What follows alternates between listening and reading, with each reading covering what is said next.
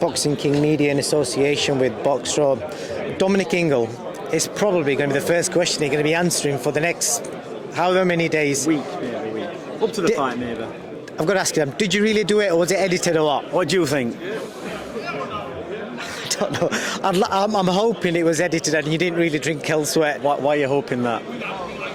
I don't know, man. You don't know. Well, you know what? This is the thing, I've said before about social media and people in this day and age. They find it very difficult to separate, reality from untruths. They do. They're influenced so much by social media.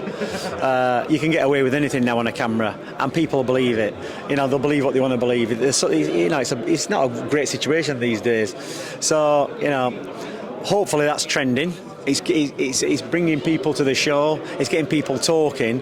But we might talk about it later today. But for now, we'll let people, let them brew it over, have a think about it, share it on social media, have a laugh and a joke about it. Because it's a talking point. You've got to have something in a fight. And maybe somewhere next week, when the dust settled and KELL's won, we'll have a laugh and a joke about it, and we might see how it actually went down. I'm going to take that as an invite to your gym next week then, no matter what happens. Well, you can come anyway. It's an open gym, as you know. When you catch me at that gym, we don't make appointments, do we? You just walk in. If you catch us, you catch us. If you don't, you don't. That's the kind of gym it is. It's an open door policy. Everybody's welcome. That's how it's been for years. That was Brendan's policy.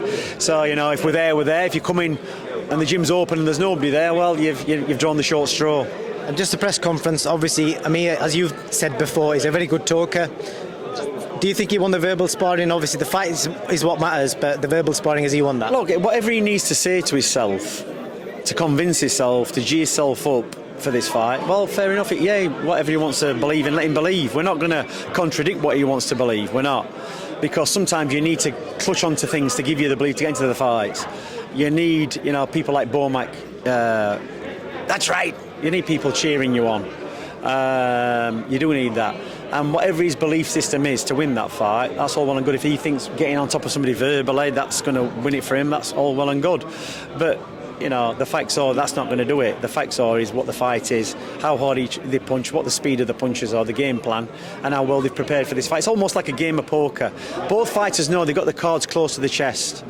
They know what hand they've got. Is it a good hand? Is it a bad hand? And it's all a bit of a bluff at this point. But when we're asked to put the cards down, that's when we realise, where we're at. Have they been bluffing, or have they got the cards that they need to win? And that's where we're at. Last question, Dom. There's rumours, I don't know if they're rumours or if it's facts, this weight clause. Apparently this weight clause is what people are saying on the street. Can you tell us anything about it? Has KELL got to make a certain weight a few hours before the fight, or is it morning of the fight? You know what? With these big level fighters, it's like KELL has got his management. They're dealing. I don't manage KELL, I train him. We've got Greg Marriott, the nutritionist who does the weight, and he knows what it is. But it's all sealed in a contract. Nobody knows what's going on after the weigh-in. All I do know is that Amir Khan has tried everything possible for KELL Brook to go into this fight with both hands behind his back. Even though he might laugh it off and say, whatever, he hasn't. We've had to jump. Well, Terry's dad and KELL have had to jump through hoops to get this fight.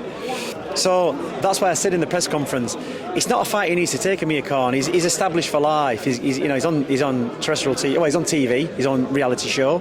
He's a personality. He's big in the Asian community, and it's a risk for him. That all could be ruined.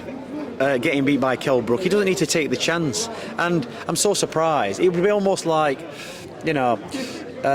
when we tried to get Junior Witter with Ricky Hatton. If I'd have been Ricky Hatton, I would never fought Junior Witter. He went to fight Manny Pacquiao, Mayweather. And then he didn't box Junior Witter at the end of it all, because if he'd got beat by Junior, it'd have all been wiped out. Well, at least he lost to the best at the top of the game. Getting beat by Junior Witter would have tarnished that. And it's also for Khan. Getting beat by KELL Brook is really going to take the shine off everything that he's done. So it's a risk he probably didn't need to take. But we're glad that he has. So am I, Dom. Thank you so much. I think there's a massive queue to grab you, so thank you. We'll speak soon. No problem.